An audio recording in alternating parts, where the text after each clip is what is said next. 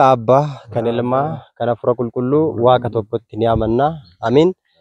Kutaalee biyyoota adda addaa keessatti kan argamtan maatiiwwan Waaqayyoo kan taatan hundumti keessan nageenyi Waaqayyoo lafaa fi bakka jirtanitti isin haa qaqqabu. Akkam jirtu nagaa keenya galanni Waaqayyoodhaaf haa ta'u.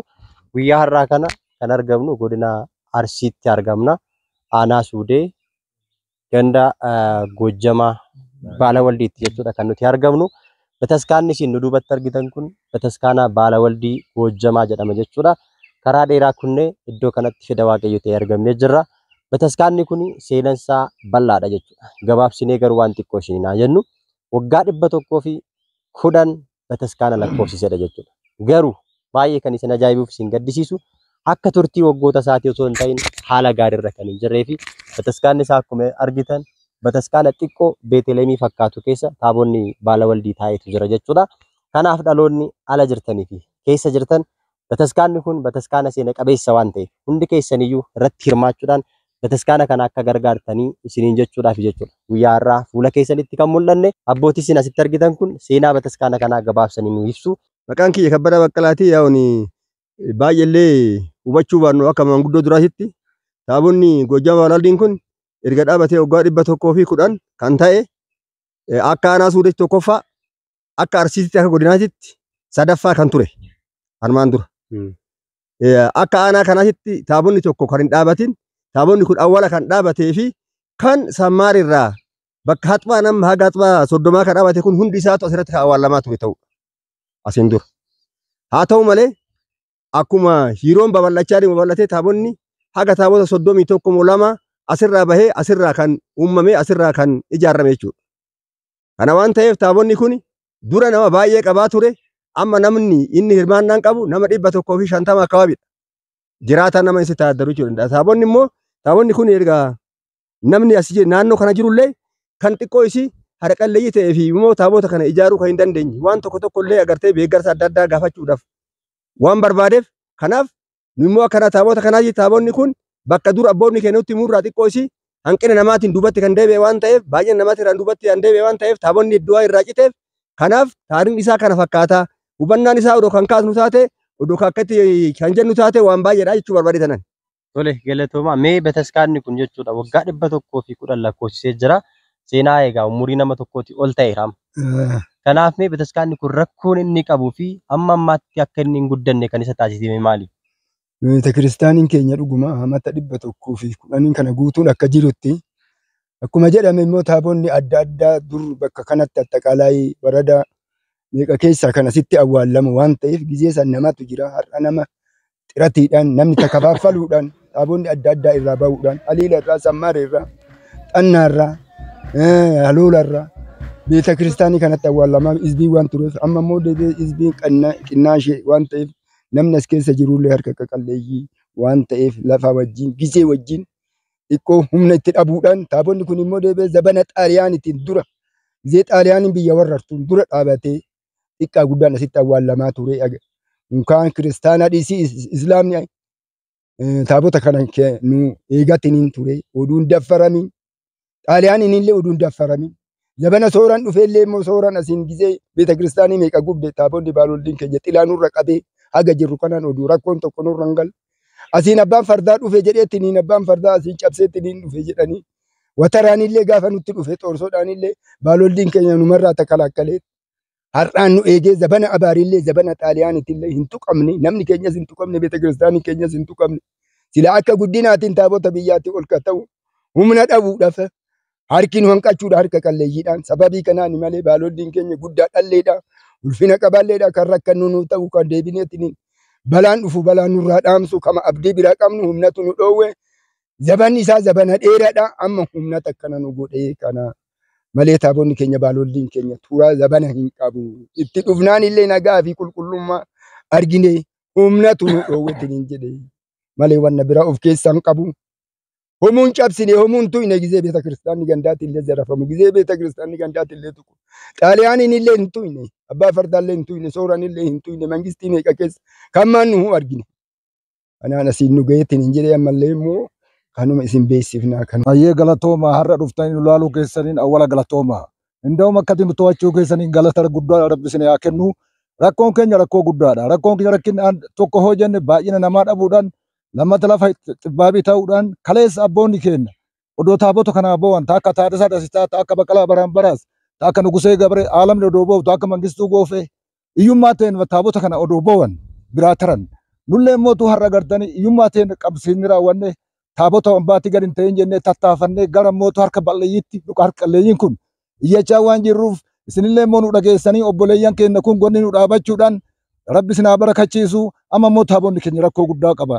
Tokko hoo jenne hanqina harkaatiin lama hoo jenne namni xiqqaachuudhaan hanqina guddaa qaba. Kaleessa waggaa 110 taabonni as ture gizee reeffa karaa bulchanii Sammaarirraa, Arbaa Guugurraa, Gasgaarirraa, Roobirraa reeffi karaa buleessu immoo karaatti affeelanii sinqii karaatti godhaniit warra achi as deemu kana nyaachisaniit akka xawwaala ture kaleessa warri keenya. Agartee ummanni Sammaaree kalaa reeffa bulchee asitti xawwaala. Har'a immoo taabonni baay'achuudhaan addaan ciccinnee taabonni kun immoo rakkoo guddaa kanarra ga'ee kanaafuu mootu ummanni kiristaana ta'e gartee qal'ina harka qalleeyyii keenya wajjin rakkoo taabota kanaa immoo arguudhaan akka nu gargaarullee akka nu maddii dhaabatu ka jedhu kana jedhaan. Akkuma abbootii irraa dhageessan taabonni kun waggaa dheeraa kan turee fi yeroo taabonni yookiin immoo bataskaanni iddoo biraa hin turretti illee namni fageenya irraa dhufee iddoo kanatti kan awwaalamaa turee fi iddoo kanatti kan kabajamaa ture ta'uu isaati jechuudha. Har'a garuu dagatamee seenansaa akkuma amma dhageessan irra ga'ee jira jechuudha. Kanaafuu hundi keessaniyyuu harka keessan diriirsuudhaan bataskaana kana waliin taanee akka ijaarruu fi dhaamsa guyyaa har'aa isinii dhaamna. Itti dabaluudhaan egaa tajaajiltoonni asitti yeroo hunda deddeebi'anii uummata kana tajaajilan ergaa qabu waan ta'eef isaan irraa dhaggeeffannee gara xumuraatti dhufu. Abbaa kan ilma hafuura qulqulluu Waaqayyo tokkoon ameen. Egaa duraan dursee barsiisaa gidduu keenyatti agartanii argamtaniitoo akka yaada keenya nurraa fuutan kan Waaqayyo isiniin eeyyame Waaqayyoon keenya maqaan isaa bara hanga baraatti kan eebbifamee fi kan kabajame nuuf haa ta'u.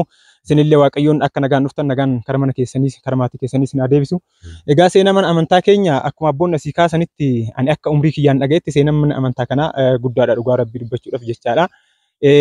Goojjama kan jedhamu kun iyyuu akka seenaa dhageenyetti seenaa mataa ofii qaba jechaadha. Goojjama jechuun maalirraa hundooftee waan jedhamu ta'e biyya ofiitti baanii biyyoota irraa biyya adda addaa irraa dhufaniitoo naannoo kana akka jiruun goojjoo ijaaraniitu jiraachaa turan jedhan. Goojjoo ijaaranii turanii goojjoowwan walitti qajeelchanii ijaaraniit naannoon tun indoom gooroo katamaa jedhamti. Goojjamaa nageellee jedhamte gooroo katamaa jedhamtu. Katamaa san immoo qorqoorroo fakkeessanii goojjoo isa waan ijaaraniif san irraa mogga'eeti jechaadha. Goojjoo sun immoo ijaarameef namoonni biyyaa baaniitoo tajaajila mana amantaa kanaaf jechaadha. Iddoo adda addaa biyyoota adda addaa naannoo Amaaraa irraa akkas dhufanitti kanaatonni illee tajaajiltoonni mana amantaa kana asitti taa'aa turanii goojjama jedhamee goojjoo san irra kan mogga'eef jechaadha. Manni amantaa seenaa kana qabu har'a argitan dhugaa rabbii dubbachuudhaaf yennaa mana amantaa kana manni amantaa kun beekamaadhaan waggaa waggaadhaan gannaa yoo dhufan jechaadha. Tajaajiltoonni ala barandaa kana kan ta'an jechaadha. Maaliif bootaa dhaabatan dhabuurra keessi isaanii manni amantaa akkuma argitan kan baay'ee xiqqoodha jechaadha. Manni amantaa kun maqaan yookaan beeteleemii fakkaatti malee mana amantaa hin fakkaatu jechaadha. Kana kan taasise maa inni ummanni kun akkuma reefu abboonni kaasan dabiliin naannoo 32 maal asirratti bula jechaadha. Manni amantaa kanatti bulanii hawaatuma namni babal'achaa deemeen beetekiristaanii amma ijaarame beetekiristaanii kanarra fottoqee ijaarame oduu argitanii hintsaa gimbiidhaan akka jiru ijaarameeti kan jiru asirra dhaabbate jechaadha. Maaliif egaa wanni godhamu hin jiruuti. Warroonni duraa duubatti deebi'uun duubammoo dura ta'u kan qaalii Waaqayyo jedhame sanirraa ka'eeti jechaadha. Amma nuti wanni guddaan nuyi jennu dhugaa rabbi dubbachuudhaaf ijoollee Waaqayyo isaan eebbisanii abboleewwan keenya maatii Waaqayyo kan ta'an biyya alaas biyya keessas kan jiran isa kana nu hubatanii rakkoo mana amantaa kana nu ilaalanii bakka jiraniin akka harka isaanii nuuf diriirsan. Waaqayyo isaan bira haa jiraatu. Waaqayyo nullee tajaajila keenyan Waaqayyo isaaniif kadhannaa Waaqayyo gidduu isaaniitti akka argamu isaaniif taasisan isaanillee humna qabaniin akka nu gargaaran jechaati. Inni duraan rakkoo illee nuti ta'e waa'ee dhimma karaati jechaadha. Dhugaa dubbachuudhaaf amma karaan illee kallatti mana akkuma argitan kana dhufeetoo gibbii kana kan gale jechaadha. Kanaaf hundi keessanuyyuu warri kaameraa kana argitanis footoo kanallee argitan warroonni biyya keessaaf biyya alaallee jirtan akka gargaarsa nuuf gootan maqaa baaloldiitiin isin gaafannaa Waaqayyoon isin bira haa jiraatu jechuun barbaadaan. Kanaaf immoo itti aaneetoo jechaadha. Akkuma argitan kana mana amantaa kanaaf haga danda'ameen wanta uummata irraa guurramee fi dhagaa fi akkasumas feerroo, simmintoo, ashawaa minaaminni bu'aatti jira jechaadha. Akkuma haga kana qophoofnee haga kana deemnee jirra jechaadha. Amma abdii eenyutiin abdii maatii keenya biyya alaaf biyya keessa jiraniin kanallee waan harka qabnu waan uummata irraa qaqqabnuun kan haga kanaayyuu deemati jirru. Ammas Waaqayyo eeyyama isaa ta'e ittuma deemati jirra. Nu gidduu yaadanillee waan qabdan hundaan nu gidduu akka dhaabattan maqaa Waaqayyootiin isin gaafadha. Galatooma. Akkuma dhageessan egaati bataskaanni kun umurii dheeraa kan lakkoofsise yoo ta'u amma garuu haalli irra jiru akkuma argitan beeteleemii kan fakkaatu malee bataskaana kan fakkaatu miti. Isaanis egaa hamma humna isaanii uummata irraa walitti sassaabanii dhagaa buufachaa jiru. Akkasuma feerroo adda addaa galfachaa jiru. Akka waldaattis waldaan hafuuraa tokkummaa Sillaasee hanga hammaatti jechuudha. Hanga qarshii 350 kan ta'u akkaawuntii irratti walitti qabanii jiru waan ta'eef isinis warreen viidiyoo kana argitan gargaarsa isinii danda'amu hunda karaa akkaawuntii as jala jiruutiin jechuudha. Hundi keessaniyyuu deeggarsa akka gootan maqaa isaa sarrii yookiin immoo komitee asiitiin banamee jira waan ta'eef akkaawuntiin kun asirratti hirmaachuudhaan bataskaana kan wajjin taanee akka gargaarru maqaa waaqayyootiin isin gaafanna. Bakka itti amma bataskaanni ijaaramuudhaaf jiru immoo isin agarsiifnaa jechuudha.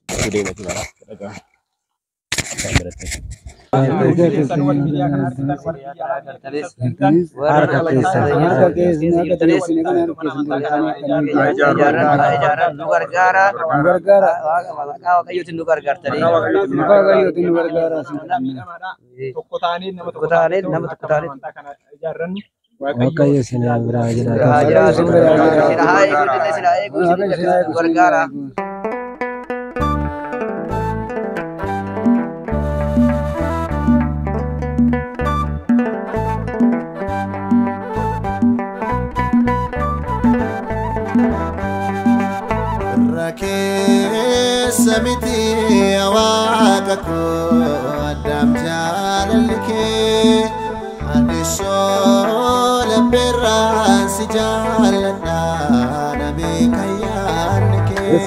Egaa daawwannaa bootaa manni amantaa itti ijaaramu daawwachuuf deematii jirra. Hundi keessanuu kana dhagaa jedhaadha.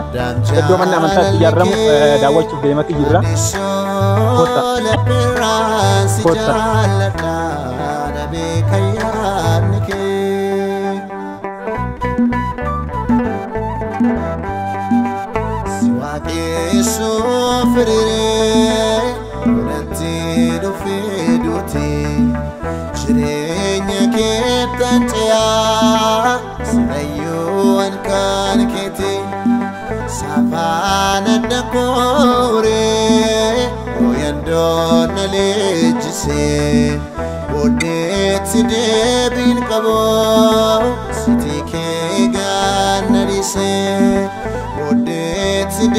Egaa iddoon kun akkuma argitan iddoo mana amantaa haarawaa Gojjama Baaloldi itti ijaaruudhaaf masarata dingaayin yookaan immoo dhagaan bu'uuraa guyyaa itti taasifame jechaadha. Akkuma argitan kana በኢትዮጵያ ኦርቶዶክስ ተዋሕዶ ቤተክርስቲያን መንበረ ፓትርያርክ ጽሕፈት ቤት የሰበካ ጉባኤ መደራጃ መምሪያ እና የአርሲ ሀገረ ስብከት ብፁዕ አቡነ ያሬድ መልካም ፍቃድ በሱዴ ወረዳ የጎጀማ ቅዱስ ባለወልድ ቤተክርስቲያን ህንፃ ለማስራት በቆሞስ አባ ገብረ እግዚአብሔር ረጋሳ መሰረተ ድንጋይ ህዳር 13 ቀን 2016 ዓ.ም ተቀመጠ jedha.